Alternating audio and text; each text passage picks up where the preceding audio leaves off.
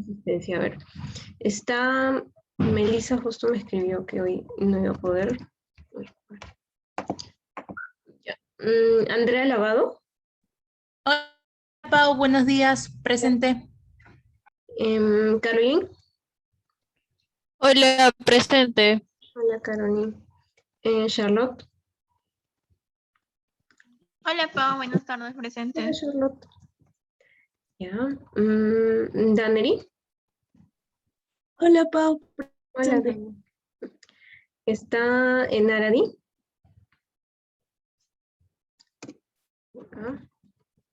Herly. Pau, presente, Oli. Hola, Herly. Ya. Me falta Jorge. Ya. Josefina. No. Ya. Josie.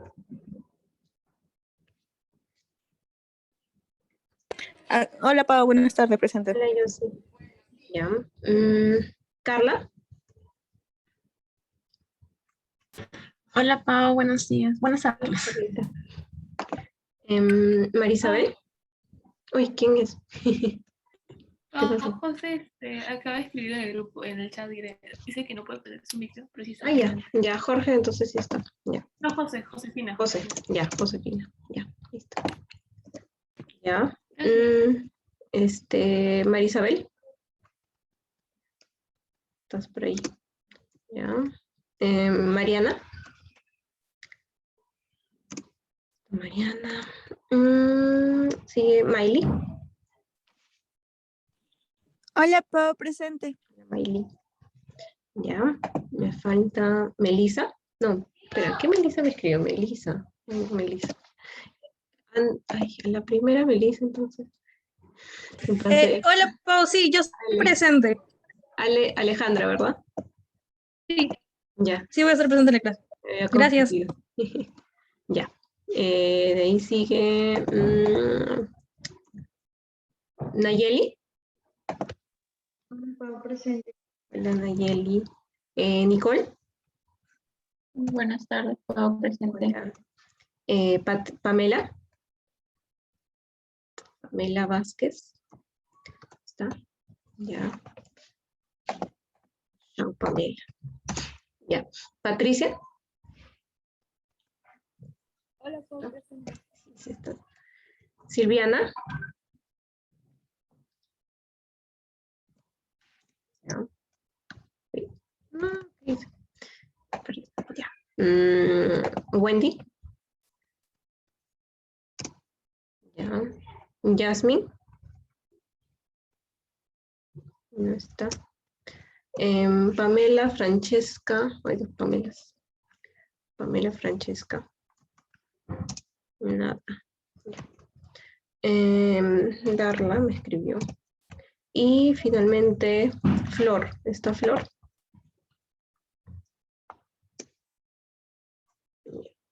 ¿Alguien más que no haya llamado? Todos están. Ya. Entonces vamos a empezar.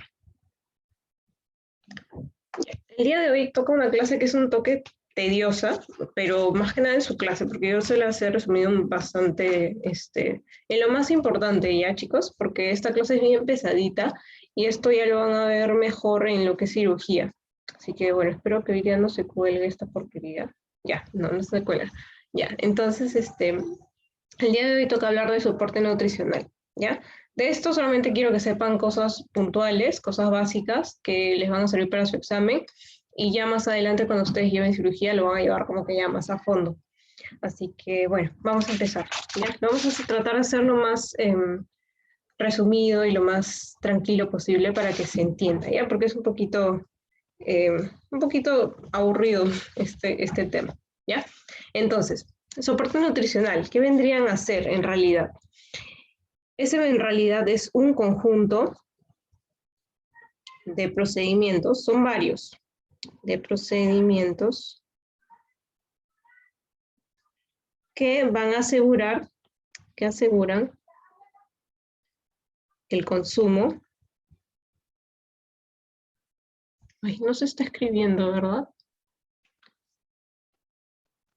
No, no se ve lo que escribes. Colgando.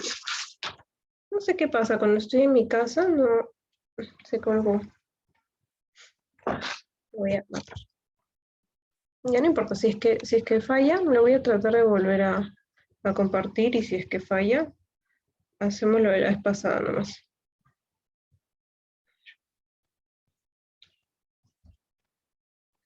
No sé qué pasa, tal vez es que mi internet es Movistar, pero no sé por qué. Sí, ya creo que otra vez hay el mismo problema. Y no, no me va a dejar compartir. Qué cólera.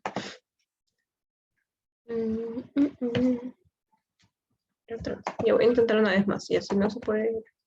Bueno.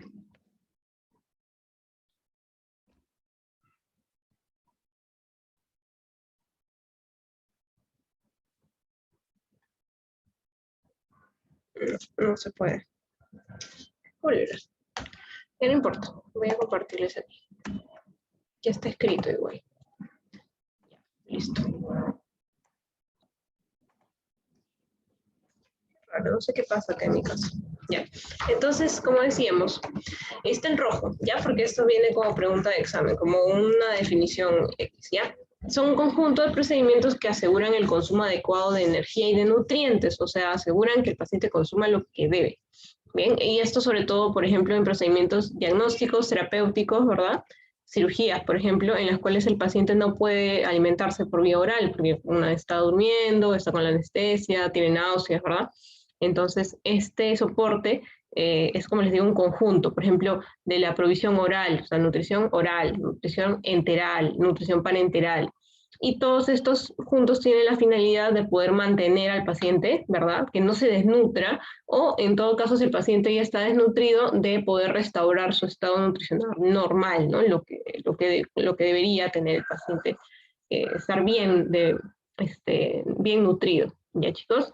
Entonces, hay dos tipos de soportes principales que van a ver en esta clase, que es el enteral y el parenteral.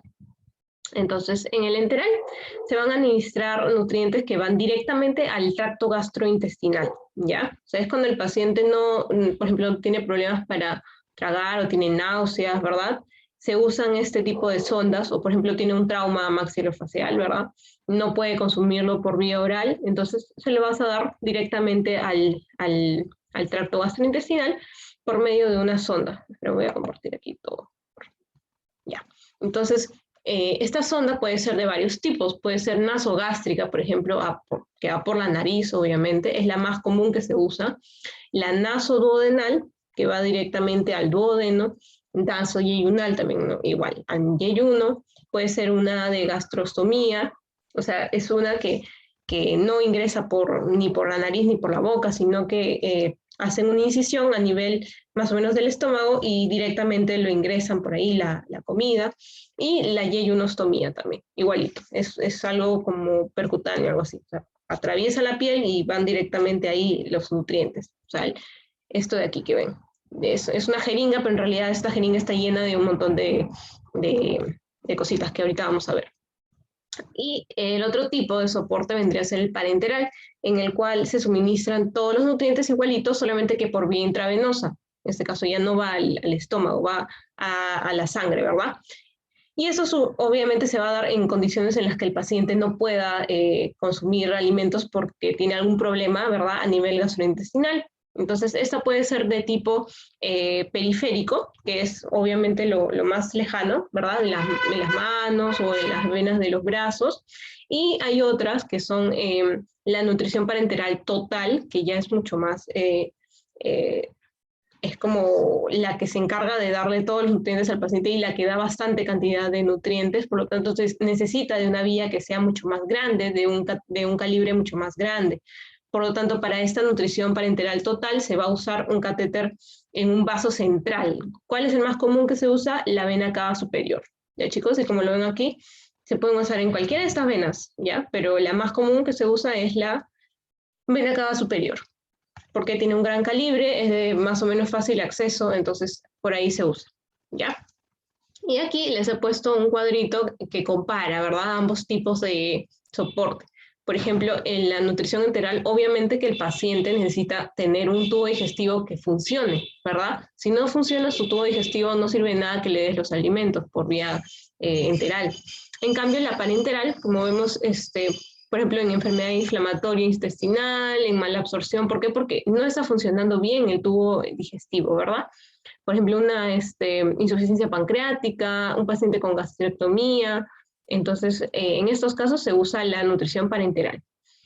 ¿Qué vía de administración hay? La zona nasogástrica, nasoyeyunal, lo que hemos visto, ¿verdad? Esta es la más común, la nasogástrica.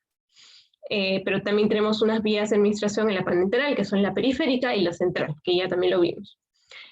Tipos, aquí nos mencionan que son las presentaciones en las cuales nosotros podemos administrar los nutrientes. Por ejemplo, hay composiciones como Ensure, Osmolite, Pulmocare, que son como unos, así como han visto Ensure. Ensure es un polvito que lo mezclan y está lleno de nutrientes, ya, tal cual.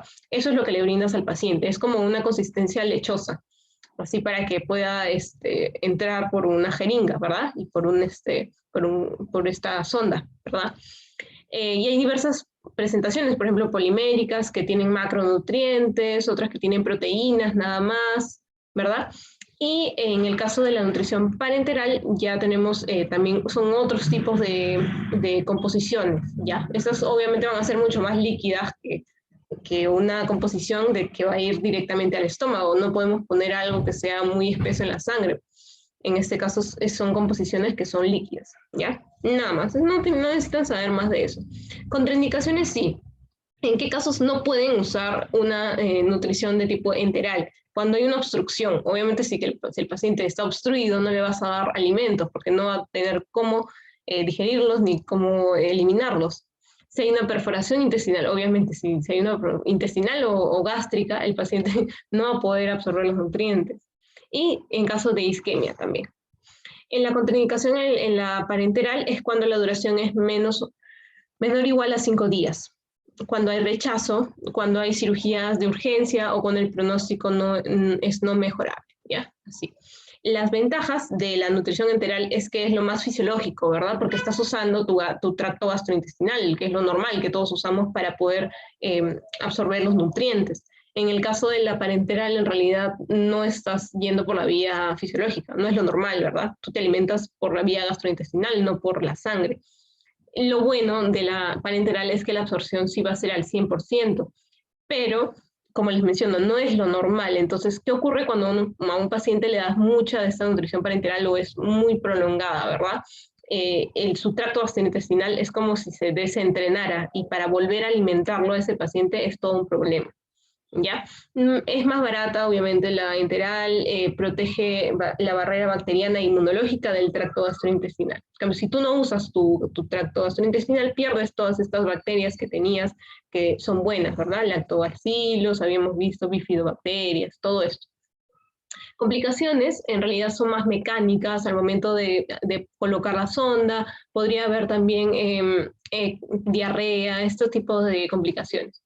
Y igualito, en la parenteral mecánica, a la hora de acceder a una vía, te puedes ocasionar algún daño a la vena, o puedes punzar a algún otro sitio. Hasta se ha visto en la colocación del catéter central, a nivel de la vena cava, puedes perforar el pulmón y causar un neumotórax a tensión. ¿Ya, chicos? Y eso, entonces la nutrición, finalmente, la manipulación, perdón, es aséptica en la enteral y estéril en la parenteral. Obviamente que si vas a administrar algo a la vena, tiene que ser estéril totalmente, no puede haber ningún tipo de germen que se pueda ingresar, ¿verdad?, a la sangre. Es mucho más cuidadosa esta administración. ¿Listo? Bien. Entonces, ¿en qué casos vamos a indicar esto? Y esto también que se lo aprenden. Estos son más que 5 de estas indicaciones. Por favor, apréndanselas porque es fácil y esto viene en sus preguntas de examen. ¿En qué caso ustedes administran soporte nutricional? Cuando ya hemos visto hay alteración del tracto gastrointestinal, el paciente está obstruido o tiene una pancreatitis, tiene una enfermedad de Crohn, le han realizado una resección y el paciente tiene secuelas del síndrome de intestino corto, que es cuando el paciente en realidad en esta operación le quitan pueden dejarle más que 5 metros de intestino, cuando lo normal es como hasta 12 metros. Entonces el paciente no tiene suficiente intestino para poder absorber, entonces no puede o puede desnutrirse, ¿verdad? Recuerden que el soporte no es solamente para mantener al paciente, sino también cuando está desnutrido, volver a nutrirlo. Problemas metabólicos, por ejemplo, fístulas de ilostomía, perdón, cirugía de Whipple y mala absorción, nuevamente.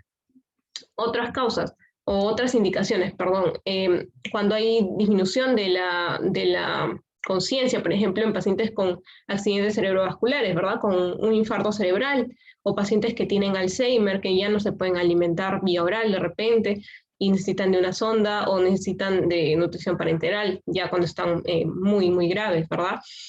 Problemas psiquiátricos, pacientes que tienen anorexia que ya es muy, muy extrema y necesita el paciente hospitalizarse, bulimia también, en pacientes críticos que están intubados, ¿verdad? Puede ser por un politraumatismo, porque han sido quemados, ¿verdad? Están sedados, politraumatizados y shock, ¿ya? En todos estos casos, pacientes críticos, también se les administra soporte nutricional.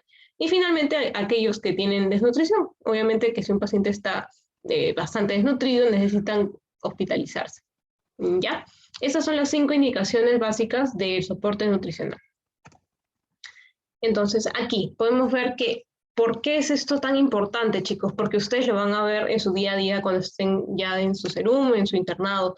La prevalencia de la desnutrición a nivel de los hospitales es casi del 50%, o sea, la mitad de los pacientes que se hospitalizan terminan haciendo una desnutrición. ¿Y esto qué nos va a ocasionar? Si un paciente está desnutrido y además está enfermo, va a tener una pobre respuesta inmunológica, o sea, no va a poder combatir la enfermedad, y en todo caso, si el paciente ha tenido una cirugía, va a ser mucho más prolongada su recuperación, o puede tener complicaciones, puede tener infecciones, todas estas cosas van a influir. Entonces, puede haber una prolongada dependencia al ventilador, por ejemplo, lo que estamos viendo ahora en el COVID, ¿verdad? Pobre manejo de la debilidad de los músculos de la respiración, o sea, el paciente se cansa muy rápido cuando tiene que ventilar por sí mismo, al final el paciente termina siendo intubado y se queda por un montón de tiempo con el ventilador. Y hay un mayor incremento de mortalidad. Miren, está asociado a infecciones en pacientes críticos. O sea, el paciente desnutrido va a estar mucho más tiempo en el hospital, va a tener mayores complicaciones, va a tener infecciones y obviamente se puede morir. Mucho más fácil que un paciente que tiene un sistema inmunológico bueno porque está bien nutrido. Entonces, por eso es muy importante que sepan ustedes de soporte nutricional. Entonces, vamos a ver nutrición enteral y luego la parenteral, pero ya un poco más específico. Las indicaciones específicas de la nutrición enteral, ¿verdad? Serían que el paciente no debería o no puede comer por la boca, o sea, no puede alimentarse por la boca, puede ser como les mencionaba, miren, un paciente con alteraciones neurológicas que tienen dificultad a la hora de tragar los alimentos, pacientes que tienen riesgo de aspiración, nuevamente, pacientes con ACV, pacientes que han convulsionado, ¿verdad? Tienen riesgo de aspirarse, estos pacientes se les puede indicar la nutrición enteral. Pacientes que están potencialmente o podrán estar más adelante desnutridos, malnutridos, esos también, o sea, pacientes que, como les menciono, que los ven que están al límite de la desnutrición, pero como no está desnutrido, no le dan su soporte, al final van a tener al paciente desnutrido cuando terminen su tratamiento o su cirugía. Pacientes con enfermedades crónicas, pacientes con cáncer y con EPOC son los más frecuentes que van a ver, también VIH, que tienen enfermedades crónicas, y usualmente estos pacientes están desnutridos. También tuberculosis, por ejemplo. Hay disminución de la ingesta en el cáncer, y en el EPOC, en estadios avanzados, también hay bastante dificultad para comer porque el paciente no puede respirar. Entonces, al no poder respirar, tiene que intercalar el respirar con el tragar los alimentos. Entonces, se les hace bastante difícil. Pacientes que sean capaces de mantener un estado óptimo nutricional a través de incapaces de mantener el estado óptimo a través de la vía oral.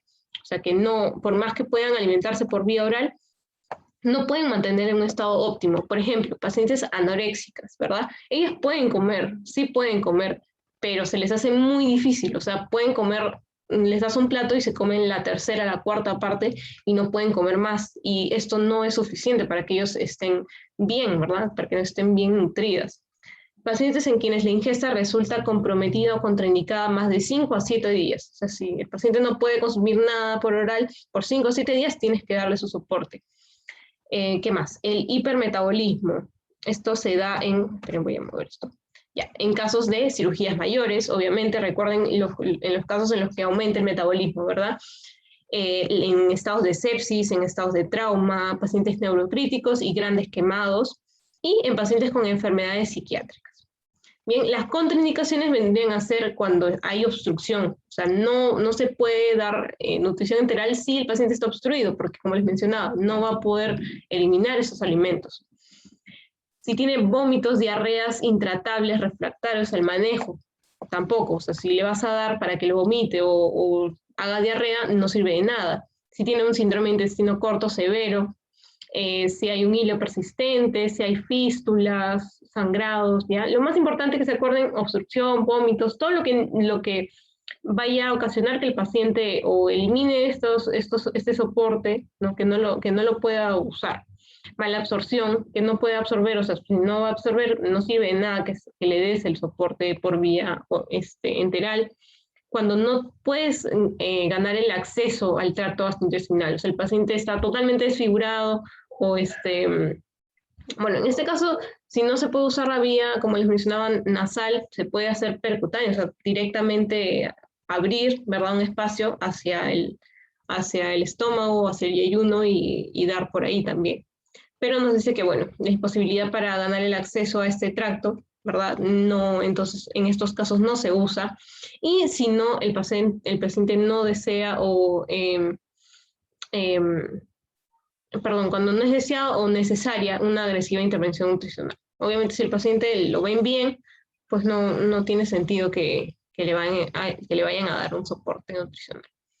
¿Ya? Y aquí está esto en rojito, porque son criterios para la decisión de la ruta de nutrición enteral. Miren, cuando es a corto plazo, o sea, el paciente va a necesitar de ese soporte menos de un mes, ¿verdad? 3 a 4 semanas, se hace uso de la sonda nasoentérica, o sea, nasogástrica.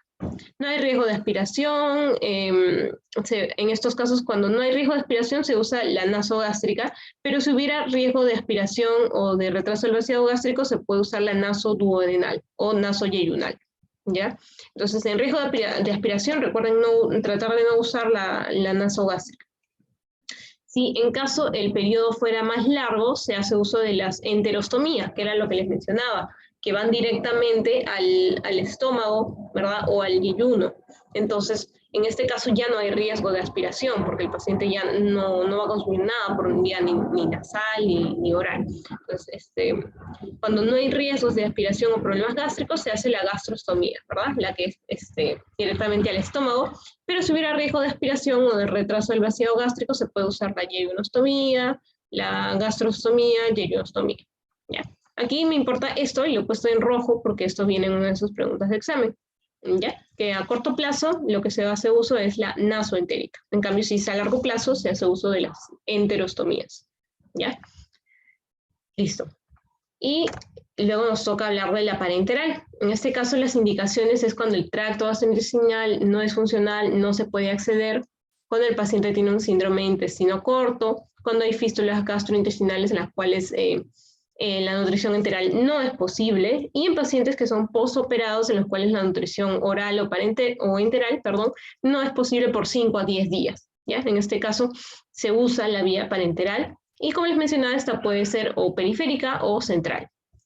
Entonces, si es periférica, esta no debe mantenerse por mucho más de una semana. Hasta una semana puedes usar una vía periférica, que era como las que les mencionaba, las que van a la manito, al brazo, que son las más distales, ¿verdad?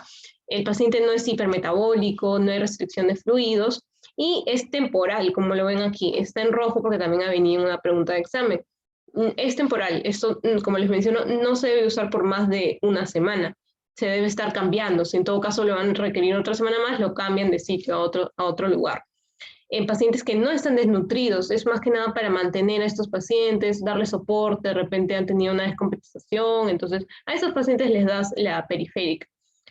En cambio en la central sí, cuando el paciente va a requerir de más de 5 a 7 días de esta nutrición, ahí tienes que usar una vía central. Es un paciente, en este caso sí puedes tratar esto a pacientes, sí puedes tratar con esto a pacientes hipermetabólicos, con restricción de fluidos y por un periodo más prolongado, ¿ya?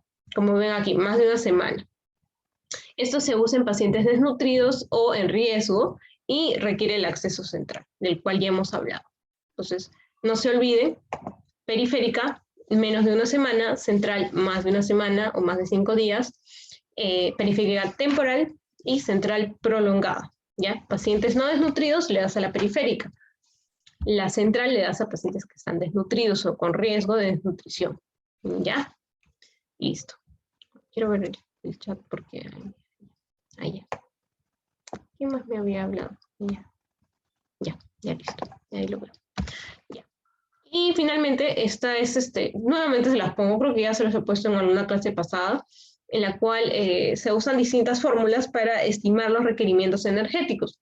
Esto lo van a ver otra vez en cirugía, así que nunca se olviden de esta formulita. O sea, no se la tienen que aprender, pero no se olviden de que esta es la fórmula que se usa para poder estimar el requerimiento del paciente, sobre todo en pacientes que han tenido cirugías. Recuerden que les puse en la primera clase, creo, que les puse por cuánto se multiplicaba en vez de actividad física, ¿verdad? Cuando tenían una cirugía, por ejemplo, cirugía mayor, cirugía menor, variaba esta fórmula. Se le ponía uno de las constantes, iba a variar. Entonces son un montón de fórmulas, pero la más importante es la de Harris y Benedict, que va a multiplicar peso, talla y aquí no me acuerdo, creo que es actividad física, ejercicio, ¿ya? Y nos va a dar un número que es la cantidad de calorías, ¿verdad?, que debería consumir al día este paciente. Entonces tú con eso ya vas sacando cuentas, y hay un montón de componentes que son de estos, son como unas fórmulas alimentarias que tienen en cantidades diferentes. Ustedes pueden armarlas prácticamente, o sea, dependiendo de los requerimientos de su paciente. De repente hay pacientes que no necesitan tanta proteína porque tienen problemas renales, entonces ustedes pueden variar esto, ¿ya? Hay uno que es el lipofundin, por ejemplo. El lipofundin se trata de nutrientes, pero son más que nada grasas. No me acuerdo muy bien los nombres porque es un poco fregado, eso lo van a ver en cirugía, ¿ya? Pero así se les nutre a estos pacientes. O sea, ustedes prácticamente le hacen todo su alimentación y lo van a poner van a agarrar una fórmula y se la van a entregar así al paciente. Es un poco tedioso, como les menciono, así que, bueno, ya eso lo verán en cirugía. Pero para su clase de hoy eso es suficiente. Entonces, ¿alguna pregunta, chicos? ¿O está todo claro para poder... Ay, Pamela, te voy a poner. Si no pasa nada, si todo está claro, vamos a pasar a dar el pasito, pero voy a poner tu Pamela.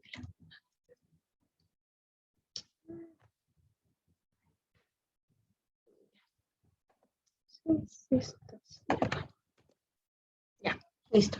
Ya, entonces les voy a mandar el pasito. Recuerden que es de la clase de hoy, ya desde ahora estamos haciendo los exámenes de la misma clase, no sé, que por eso tienen que prestar atención. Pero todo está en su clase, así que listo. A ver.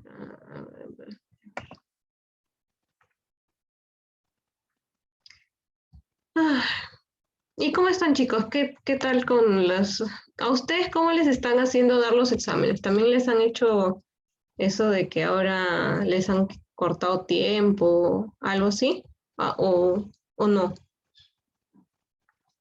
¿Les han quitado tiempo en sus exámenes? Sí, a nosotros también nos dijeron lo mismo. Que para los finales íbamos a tener menos tiempo y solo íbamos a tener 5 preguntas por página y no se iba a poder retroceder. Sí, pues. En verdad es ridículo, chicos, pero ustedes ya saben cómo es la universidad. Y es terrible porque, o sea, en realidad les están quitando bastante tiempo, y aparte que los chicos que han dado los exámenes el año pasado han tenido en realidad ventajas sobre ustedes, que van a tener que darlo ahora con menos tiempo. Tampoco me parece justo. Pero bueno, chicos, la cosa es que, no sé, se agrupen y hagan chongo en su promoción. Para la promoción de 5º año se ha quejado y al final les dieron 1 hora de examen en el examen de cirugía. Y por lo que sé, les fue súper mal igual. Así que si es que algo no les parece, chicos, siempre manifiéstense. Igual se logra, al menos lograron que les dieran su hora, pues, ¿no? Que es lo ideal. O sea, ¿cómo te van a dar menos de 1 minuto para las preguntas de cirugía que son más o menos difíciles? Ya, entonces... Pau, disculpa, el link que has enviado no se puede abrir. Ya, sí, ahorita lo abro. Perdón. Espérenme. Justo voy a ponerlos. No sé por qué está tan lenta la... Ya listo, ya lo abrí. Ya tienen 4 minutos. Está fácil.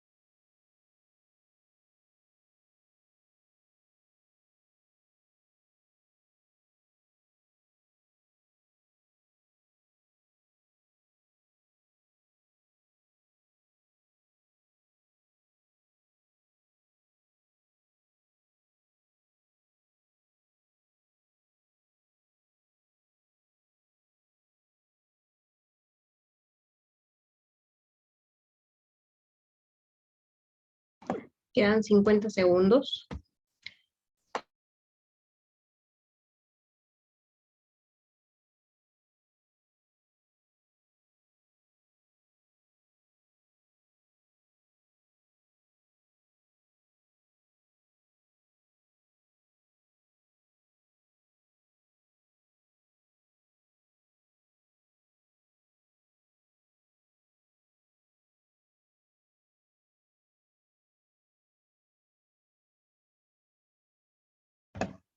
¿15 segundos, chicos? Envíen, por favor.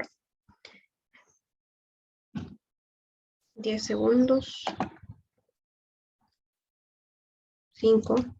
Envíen, por favor. Ya. Bien.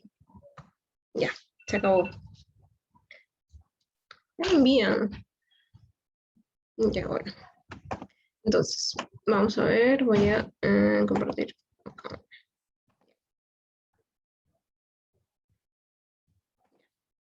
Entonces, ¿se ve? No, no se ve. Ya, entonces la primera pregunta, concepto que abarca tanto la provisión oral, enteral, parenteral de nutrientes con la finalidad de mantener o restaurar el estado nutricional. Ya, por favor, respondan rápido. por ahí. Soporte nutricional. Ya, muy bien. Criterios para la nutrición parenteral periférica. Es temporal. Ya, perfecto. Criterio para usar sonda nasogástrica como parte de la nutrición enteral es cuando el tiempo es. Ahí está en rojo, ¿ah? En un cuadro. Menor de 3 a 4 semanas. Ya, perfecto. Y finalmente, indicaciones de soporte nutricional, excepto.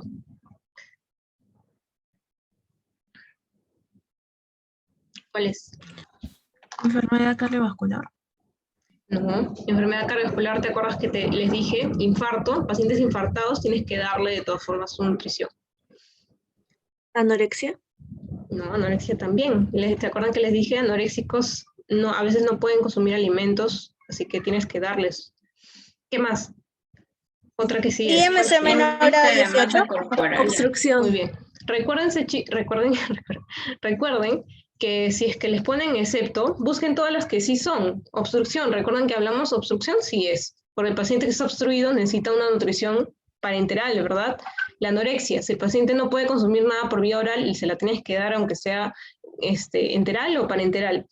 SB también, porque los pacientes con SB muchas veces quedan con secuelas, no pueden tragar o quedan paralizados de la mitad para abajo o no pueden alimentarse, también le das.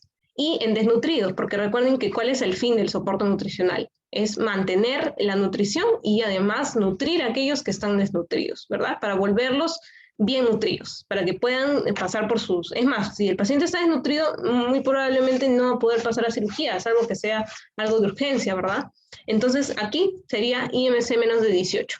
¿Ya, chicos? ¿Por qué? Porque el IMC menos de 18 nos dice que el peso es bajo, pero no nos está diciendo que el paciente esté desnutrido. Puede que el paciente esté como que sí está flaca o está muy flaco, pero no llega a un grado de desnutrición. Recuerden que desnutrición es un IMC menor de 16, más o menos me parece por ahí. O sea, ya es como que mucho más severo. En cambio, uno menos de 18.5 solamente nos dice que tiene un peso bajo, ¿ya? Pero no nos dice que está desnutrido. En muchos casos hay pacientes que tienen un IMC mucho más bajo y aún así están bien nutridos. Y es simplemente cosa de contextura. ¿Ya, chicos? Entonces, la respuesta es el IMC menos de 18.5. ¿Ya? Listo. Entonces, espero que haya quedado claro. Está tranquila la clase, así que en su clase teórica sí se van a aburrir porque es bien larga, pero ya tienen lo básico. Ya nos vemos entonces la próxima semana. ¿Y, chicos? Cualquier cosa me escriben y ya con eso terminamos hoy. Listo. Cuídense mucho y luchen para que les den su hora completa, por favor, o media hora, porque no se vale que les den tan poquito tiempo para sus preguntas. ¿Ya? Ya, listo. Entonces, chao, ya nos vemos. Que tengan buen fin. Chao, gracias.